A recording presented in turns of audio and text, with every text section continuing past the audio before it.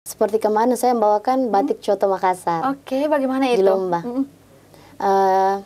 Yang dijual di Rumah Sulawesi, Rumah Batik Sulawesi. Rumah Batik Sulawesi. Iya. Oh, kamu mengorasikan itu pada saat lomba?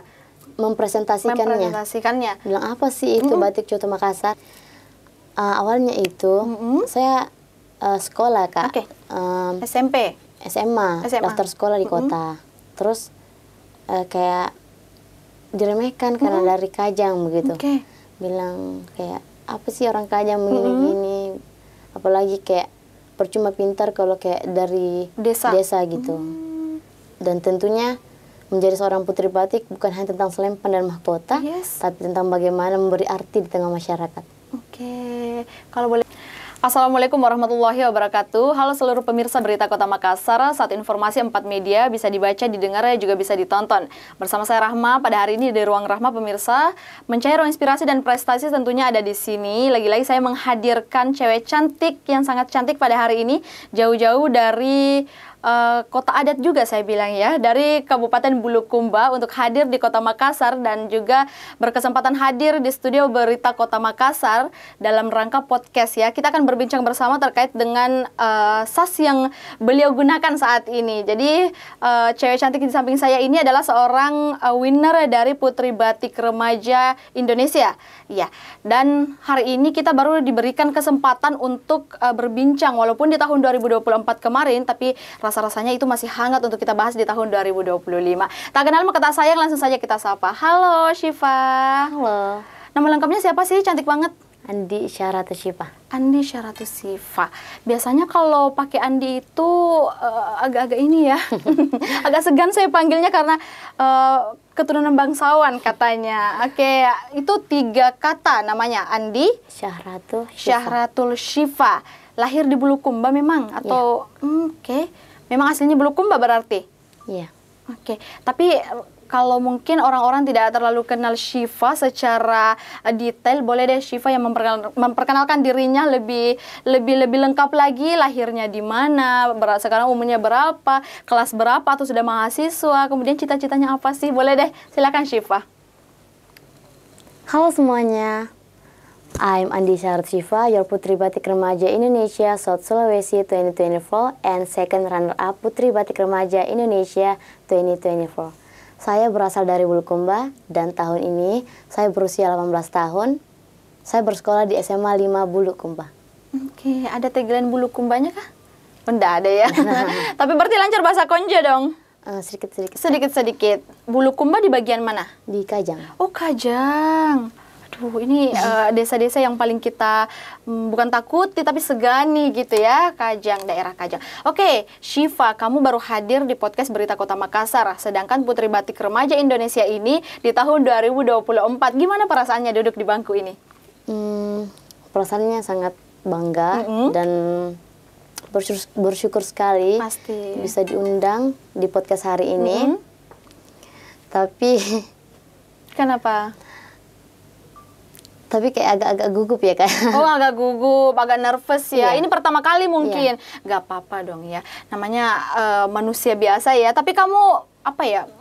Sangat membanggakan gitu loh. Memakai mahkota ini, memakai sas ini itu tidak semua orang bisa. Bahkan saya sendiri ya tidak mungkin memakai sas ini, tidak mungkin bisa memakai sas ini dan mahkota itu yang kamu kenakan sekarang. Oke, ini di tahun 2024. Ini sudah berlalu lah ceritanya, tapi gak apa-apa dong kita bahas, kita ulas kembali di tahun 2024. Kamu ngapain aja sih sebagai Putri Batik Remaja Indonesia? Ada kunjungan ke Kajang. Saya lihat proses cara penurunan orang Kajang ya, Kak. Dan sebelumnya saya orang Kajang, tapi agak jarang masuk di Kajang. Bukan jarang sih, lebih tepatnya yang tidak pernah masuk ke dalamnya itu. Tapi setelah menjabat jadi Putri Batik, saya ingin mengenal lebih dalam bagaimana daerah saya, Kak. Karena katanya ya, yang terkenal di Kajang itu sarung hitamnya juga ya. Iya, betul. Oke. Setelah itu proses proses persiapan untuk lomba ke nasional. Oh, itu adalah salah satu program yang harus kamu laksanakan sebelum ke nasional kemarin. Oke. Pada saat itu kamu masuk ke Kajang, kamu menyambungkan antara Putri Batik dengan Kajang itu sendiri bagaimana? Ya karena kata Didi Kak, menjadi seorang putri batik itu bukan hanya tentang batik saja yang akan dibawakan dan diperkenalkan di seluruh dunia, tapi tentang bagaimana kita mencintai budaya dan bagaimana kita mengeksplor budaya-budaya yang ada di Indonesia, khususnya Sulawesi Selatan dan tanah kelahiran saya, Bulukumba. Bulukumba. Kamu seorang putri batik, kamu suka batik kah?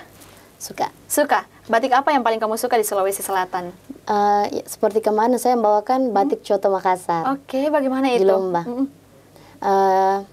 Yang dijual di Rumah Sulawesi, Rumah Batik Sulawesi. Rumah Batik Sulawesi. Ya. Oh, kamu mengorasikan itu pada saat lomba? Mempresentasikannya. Bilang apa sih itu batik Coto Makassar? Iya. Tapi sebelum mempresentasikan itu, kamu memang jauh-jauh hari sudah tahu batik Coto Makassar itu sendiri atau bagaimana? Belum tahu. Belum tahu. Tapi kan kemarin itu disuruh cari untuk dipresentasikan apa batik yang akan presentasikan. Jadi saya mencari tahu batik yang ada di Sulawesi Selatan. Tapi katanya batik-batik di Sulawesi Selatan itu sudah banyak, tapi kayak belum terpublikasikan. Oke. Berarti bisa saya katakan kamu sebelum masuk putri batik itu dan masuk ke putri batik itu akhirnya jadi tahu ternyata kalau ada batik Coto Makassar atau apalah gitu ya? Iya. Oke. Berarti kamu banyak mendapatkan ilmu dong setelah masuk putri batik remaja Indonesia itu sendiri. Banyak banget. Tapi kan kamu ini jauh-jauh dari Bulukumba. Apalagi kamu tadi katakan saya ini jauh Kak di Kajang, di desa lagi. Bagaimana sih untuk dapat informasinya menjadi putri batik remaja gitu, Syifa? Awalnya ikut lomba Kak, ikut lomba di Bulukumba. Lomba apa itu? Putri Darah Muslimah. Oke. Agak jauh ya dengan sekarang. Nggak apa-apa dong ya, kayak. Karena sebelumnya Syifa kayak ngerasa ngestak aja di situ. Ngestak kayak mencoba untuk bagaimana sih bisa upgrade diri lagi supaya bisa berkembang. Saya ingin semua warga Bulukumba atau dimanapun itu yang tinggal di desa terpencil bahwa kita itu bisa mekar dan tumbuh bahkan dari tempat yang paling sederhana. Kamu adalah satu-satunya orang yang ingin membuktikan bahwa anak desa itu bisa tonji, gitu deh. Iya, kayak saya sebagai saksi bahwa mimpi itu bisa mekar dan tumbuh bahkan dari tempat yang paling sederhana. Oke, dan terpencil. Iya. Memangnya berangkat dari hal tersebut, Syifa, kamu pernah diremehkankah dari orang-orang kota atau seperti apa sampai berambisi seperti itu? Pernah. Pernah. Gimana ceritanya? Awalnya itu saya sekolah Kak. SMP? SMA. Daftar sekolah di kota. Terus kayak diremehkan karena dari Kajang begitu. Bilang kayak apa sih orang Kajang begini-gini. Apalagi kayak percuma pintar kalau kayak dari desa gitu. Oh, diremehkan seperti itu. Dan respon kamu pada saat mendengar statement itu gimana? Saya yakinkan diri saya bahwa suatu hari nanti kata-katamu akan buat orang kayak, oh ternyata dia bisa juga gitu. Hasil dari kata-kata orang yang seperti itu menimbulkan putri batik remaja di Bulukumba, ya seperti itu. Ini kamu memang sendiri di lingkungan kamu menjadi putri batik remaja Indonesia atau memang kamu lahir dari lingkungan yang orang-orang suka juga dengan pijen-pijen seperti ini? Tidak Kak, tidak. Berarti kamu sendiri dong? Sendiri. Gimana tanggapan teman-teman kamu, apalagi yang menjudge kamu kemarin ini bahwa dede anak desa, ji apa, ji itu. Bagaimana tanggapannya melihat kamu sekarang? Saya enggak sekolah di situ Kak. Sudah pindah berarti? Pindah. Tapi pasti mereka sudah kaget dan bangga melihat kamu seperti sekarang ini toh. Tapi kalau perasaan kamu sendiri deh, saya mau tahu jujurnya itu perasaan kamu seperti apa sih menjadi putri batik remaja Indonesia, Syifa? Sangat bahagia sekali Kak, sekali dan tentunya menjadi seorang putri batik bukan hanya tentang selempan dan mahkota, tapi tentang bagaimana memberi arti di tengah masyarakat. Kalau boleh tahu arti apa tuh yang diberikan di tengah masyarakat itu? Arti dan makna. Bagaimana cara kita melestarikan budaya dan bagaimana cara kita memberi motivasi ke orang-orang sana bahwa apapun yang kita lakukan bisa mencerminkan untuk dilakukan Kak. Maksudnya kayak gimana ya? Intinya kamu menjadi role model lah di sana ya, menjadi satu-satunya contoh sebagai remaja yang bergerak berkembang gitu ya di tengah kondisi orang-orang menjustis bahwa kita hanya anak desa yang tidak bisa ngapa-ngapain, dan ternyata Syifa membuktikan bahwa saya anak desa bahkan berasal dari daerah yang sangat terpencil justru bisa beranjak di tingkat nasional sebagai putri batik remaja. Oke, tapi orang tua kamu gimana responnya? Baik Kak. Baik. Dan mendukung. Mendukung. Ya. Oke, pada saat kamu terpilih apa yang dikatakan orang tua kamu? Dia bilang kayak lanjutkan dan jangan pernah kayak merasa paling tinggi Kak. Kayak ibaratnya padi. Yes. Semakin tinggi semakin menunduk Kak. Oke, semakin tinggi semakin menunduk. Ini kan 2024. Di tahun 2025 pasti ada saja gebrakan lagi yang kemudian diadakan yayasan dan sebagainya.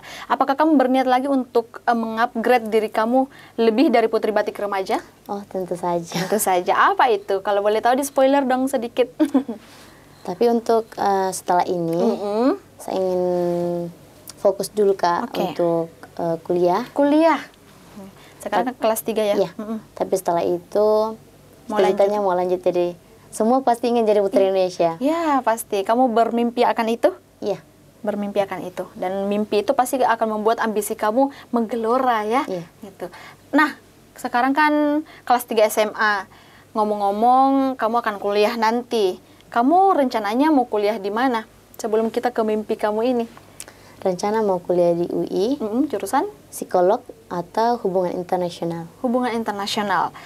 Biasanya kalau menjadi seorang putri Indonesia nanti ya, insya Allah, semoga kita juga punya mimpi lain gitu di dunia akademik. Kalau di dunia pendidikan, kamu punya mimpi apa? Menjadi seorang apa, Syifa? Sebelum menjadi seperti ini, saya bercita menjadi psikolog ya Kak, psikolog. Psikiater? Ya, menjadi seorang psikiater.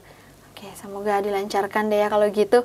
Tapi memang orang tua juga seperti itu, mendorong ke arah psikiater atau gimana?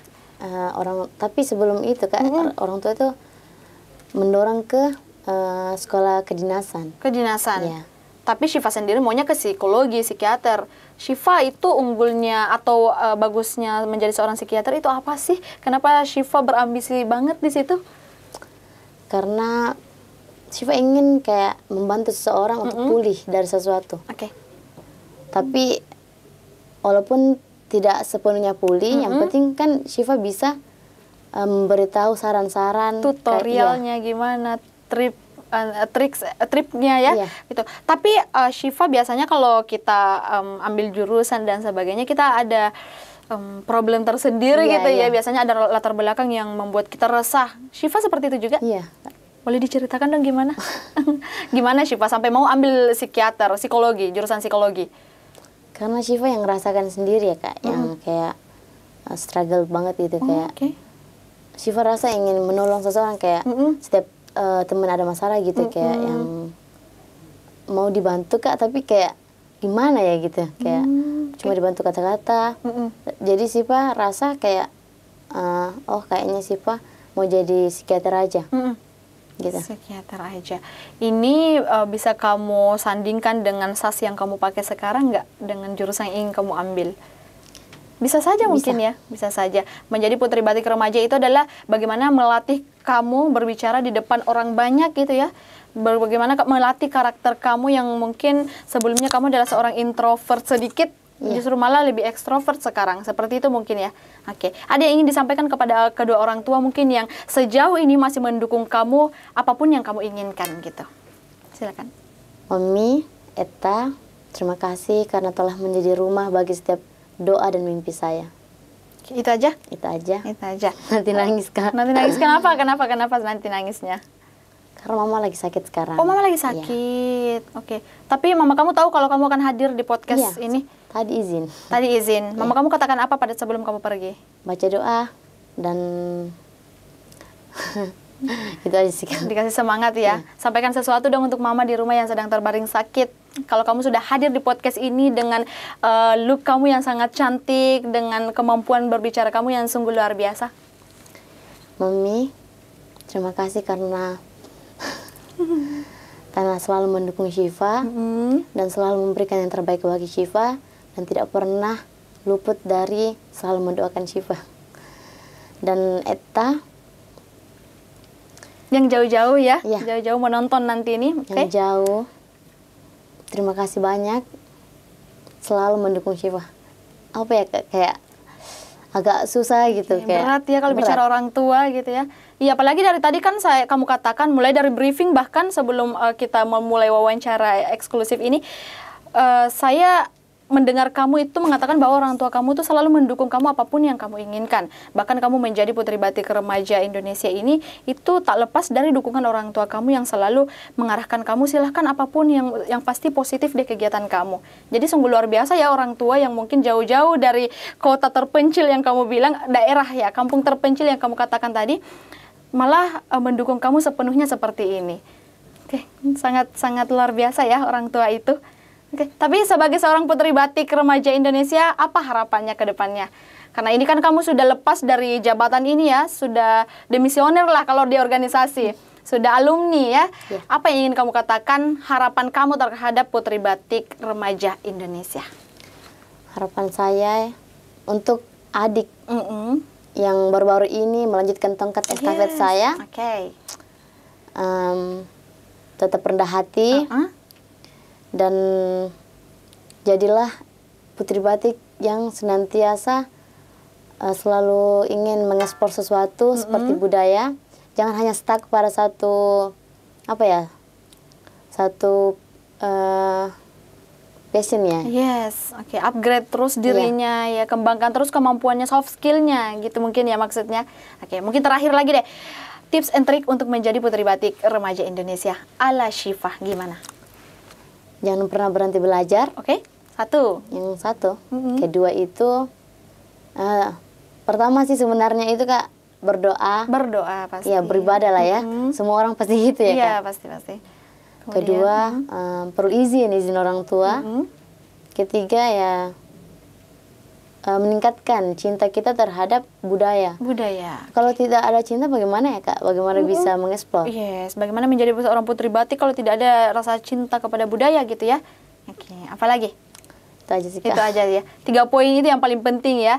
Intinya kita harus mencintai budaya kita sendiri. Apalagi kamu dari daerah Kajang, tentunya semangat terus ya untuk mempromosikan daerah-daerah kamu yang kamu rasa ini cukup terpencil. Dan kamu pun terpilih menjadi Putri Batik Remaja Indonesia itu berangkat dari stigma orang-orang yang mengatakan bahwa anak desa itu bisa apa gitu kan. Tapi ternyata Syifa hadir di sini dari kota Bulukumba, dari Kabupaten Bulukumba, membuktikan sebagai Putri Batik Remaja Indonesia bahwa anak desa itu ternyata bisa gitu ya.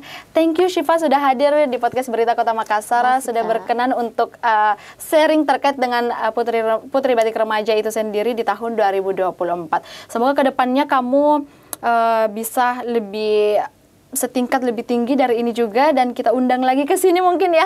Karena kamu juga punya impian menjadi Putri Indonesia. Thank you ya, sekali lagi saya tutup. Dan untuk pemirsa Berita Kota Makassar, kisah inspirasi dan prestasi lainnya tentunya ada di kanal YouTube BKM News yang menyajikan satu informasi 4 media, bisa dibaca, didengar, dan juga bisa ditonton. Bersama saya Rahma dan juga Syifa pada hari ini jauh-jauh dari Kabupaten Bulukumba sebagai Putri Batik Remaja Indonesia runner up 2. Kita pamit. Wassalamualaikum warahmatullahi wabarakatuh.